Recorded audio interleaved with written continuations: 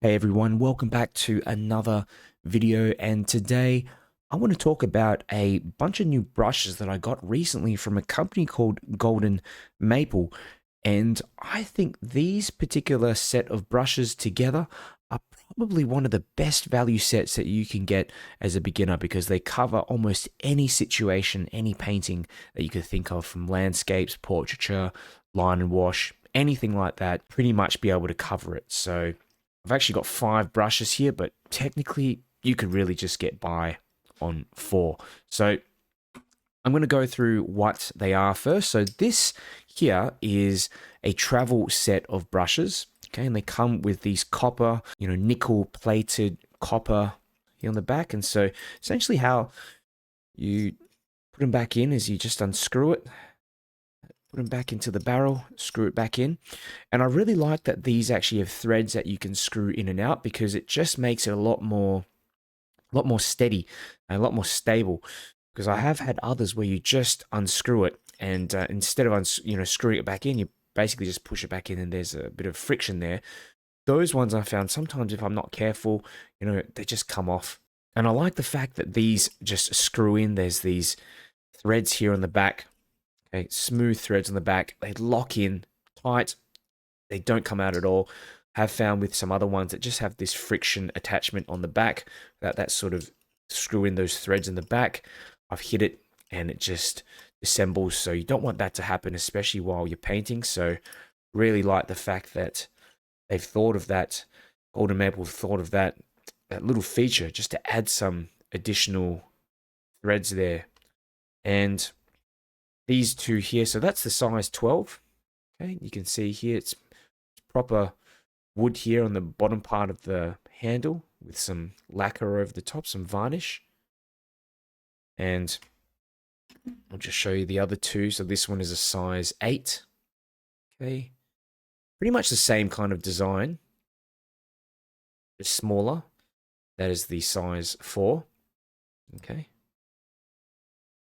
and you'll notice as well that there is little holes. There's only little holes on the back of the ampules, and that's to basically stop any water in there from getting stuck, maybe causing some mildew, especially with these brushes. When you seal them back in, turn it back in and screw back in, it becomes quite, watertight basically. So it's good that there is a little hole there.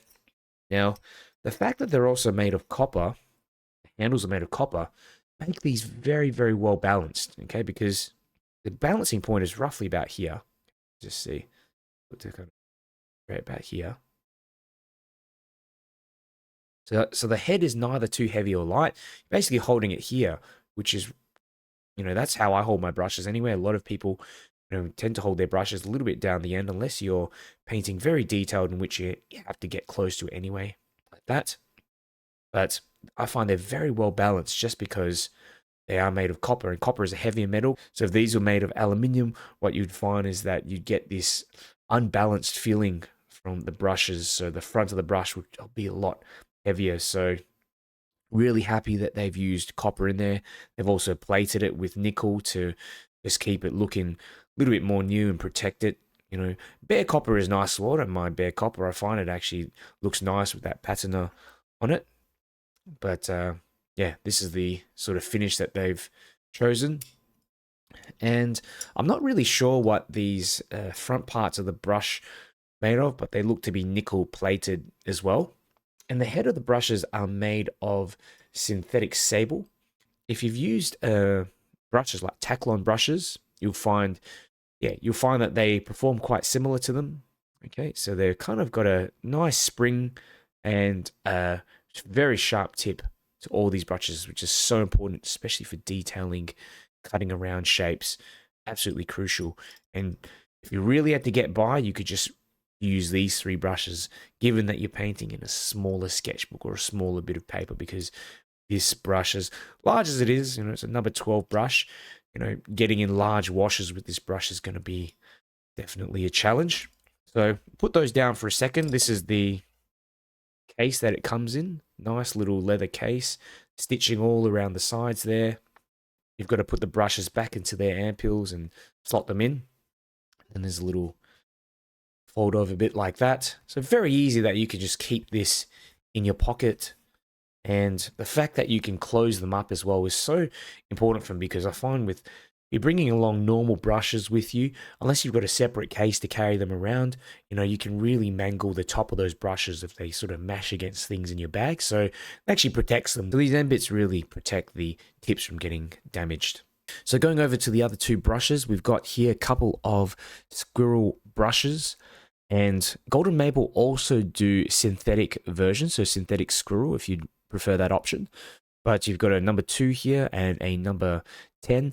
The number 2 really, it picks up so much water, that I think the number 10 is really not necessary unless you're painting on something like an A3 size bit of paper. Even then, you could probably get away with the number 2.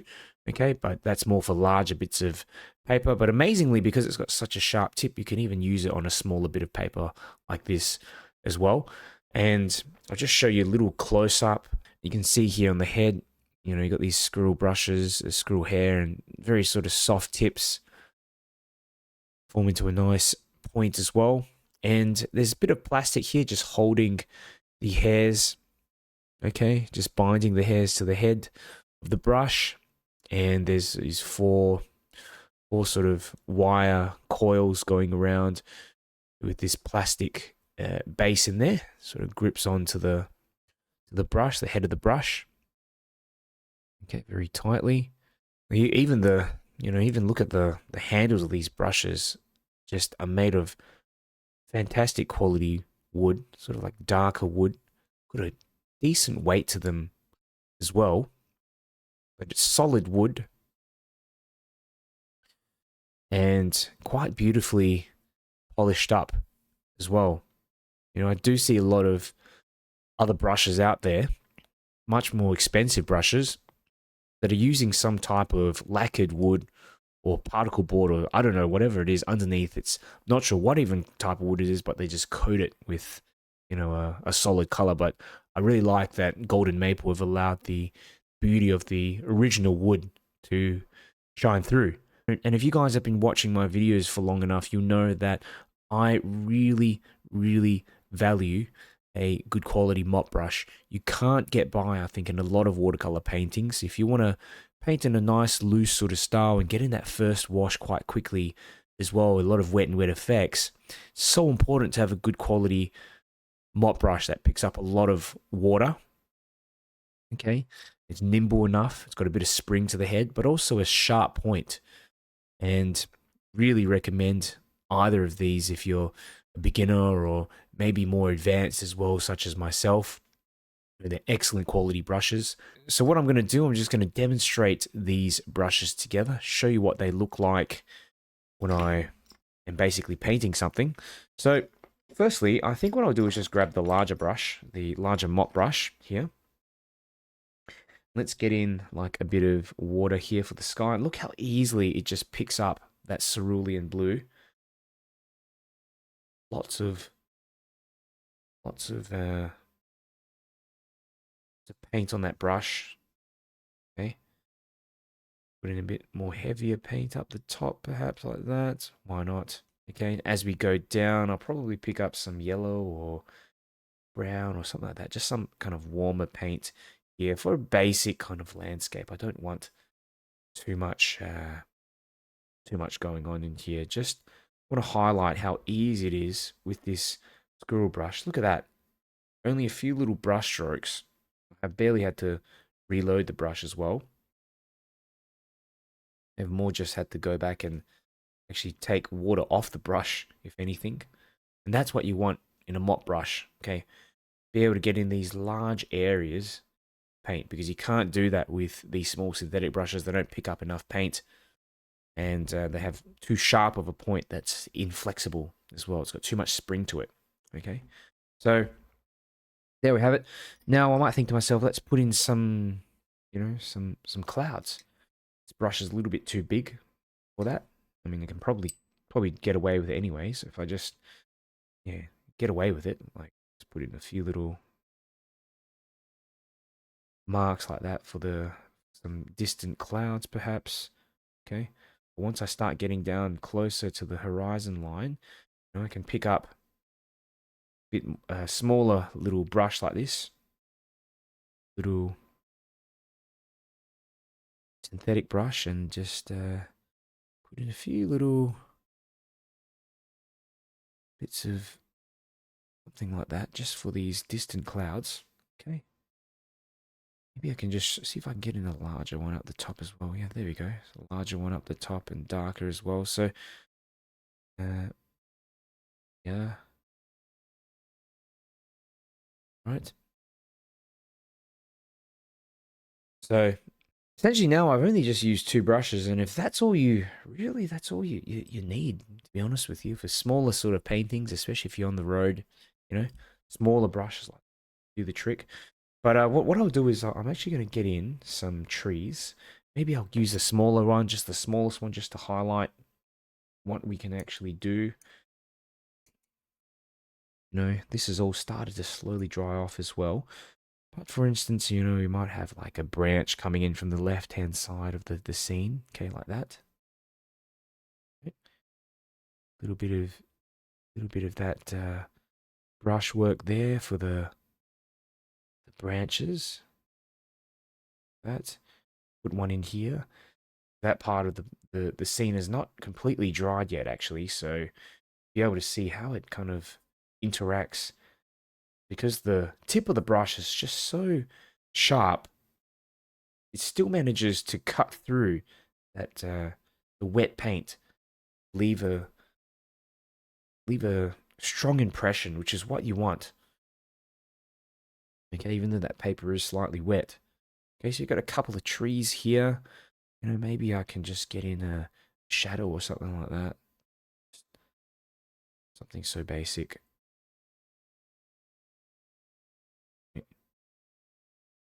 Overdo it. And I can also just try to play around and put some people in. Maybe I'll, you know, this is a person, just using whatever paint I have left on the palette. Just pick up a bit of paint. Smaller brush. This is the number 4. Oops. Couple of legs there. Head there like that. And the shadow running to the left. Maybe a couple of people just walking into the distance. I don't know. Maybe there's just a couple of friends just walking around in the middle of the desert. It's kind of funny, but you know, these smaller brushes, like I said, they really make it so much easier. And you know, here I can put in a few more people off in the distance as well. Who knows what they are doing, but um, you know, smaller brush. If I end up using, say, the mop brush to try to get in these people, watch what happens. It's quite tricky. You can do it. Like here, maybe. Oh, that part of the sky is already wet. I'll try here, maybe, like that. Okay. You can still do it, but it just requires a bit more self-control. I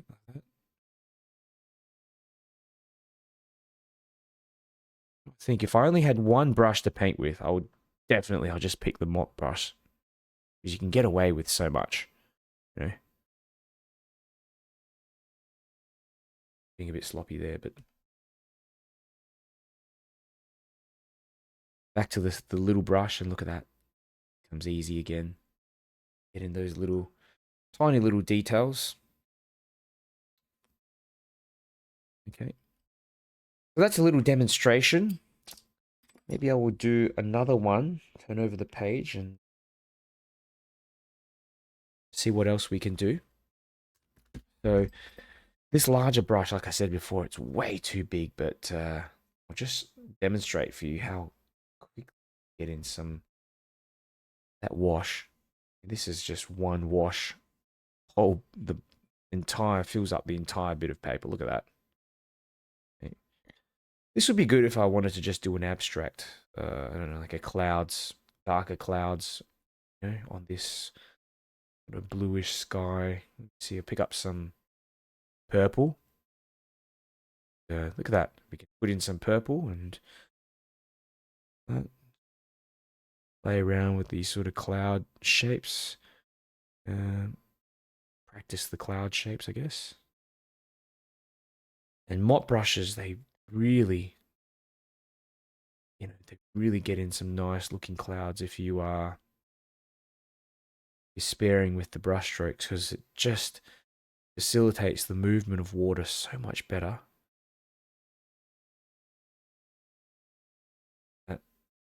That's sort of like some clouds, some real abstract kind of clouds. They'll probably move around a bit. Okay. That's that larger brush. Now, let's say we wanted to just use the 3 brushes, these 3 travel brushes. You can get away with that as well. So that's a number 12. And let me think, what can I paint? Maybe like a beach scene of some sort. Oh, so have to be a bit of a darker beach scene, I guess.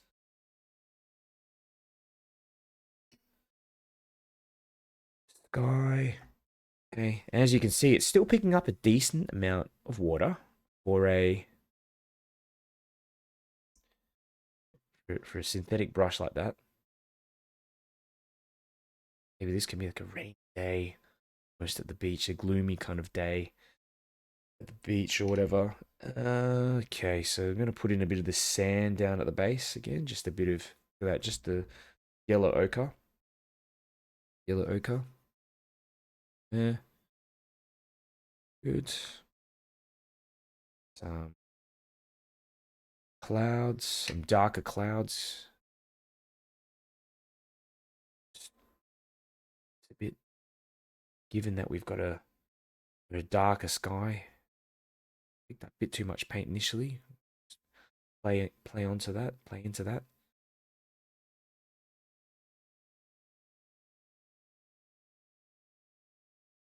So I've only used one brush so far, as you can see.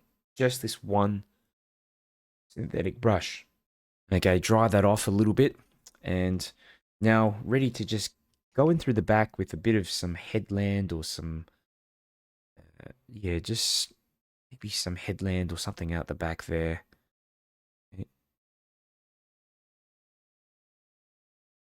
Not looking too much like a peach scene now anymore, actually, but we can use our imagination. Maybe that's a bit of distant headland there.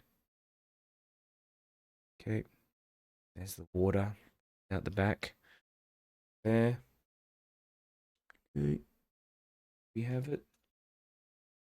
It's a kind of quick little beach scene, and sometimes you do get little bits of seaweed and stuff that just washes up on the shore. So, I'm still using this larger synthetic brush, so we can go ahead and pick up another brush and a bit of brown or something, smaller brush, and I can get in some of these little, see, the brush strokes now become a lot more smaller. Get away with it. That. Yep. Okay. Good. And maybe do some figures walking along the beach in here. Another person here, maybe.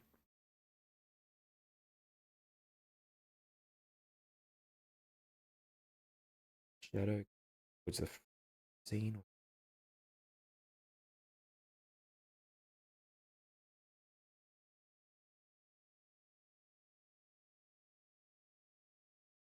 Smaller figures out the back. You could just try to indicate some smaller figures. But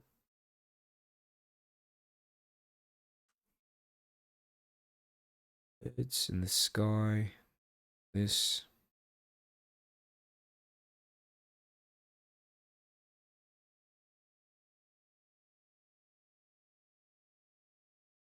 They've had just a really little thick beach scene and only used 2 brushes basically.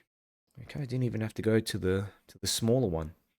So yeah, overall, I mean, these brushes are just such a fantastic deal. I wish I had these when I started out. I went and bought a whole bunch of brushes, those 12 to 15 brush sets, and all of them ended up being rubbish. And you pay a bunch of money for them and you only use 1 or 2. When you've been painting for as long as I have, realize you only need a few good brushes. As long as you've got one good mop brush and a few good synthetics, that's all you need. And with golden maple and their brushes, it's not going to break the bank for you. They're very affordable, and they don't sacrifice on quality as well. So I can't recommend them enough. I've popped a bunch of links to these brushes in the video description. Go ahead and check them out. You'll be able to get a discount through those links. And if you have questions, let me know below in the comments. I'll get back to you. Surely I've missed out a thing or two. If you found this video helpful, do me a favor and click the like button. It helps me to get it out to more people. And if you want to see more reviews and more watercolor tutorials, make sure you subscribe.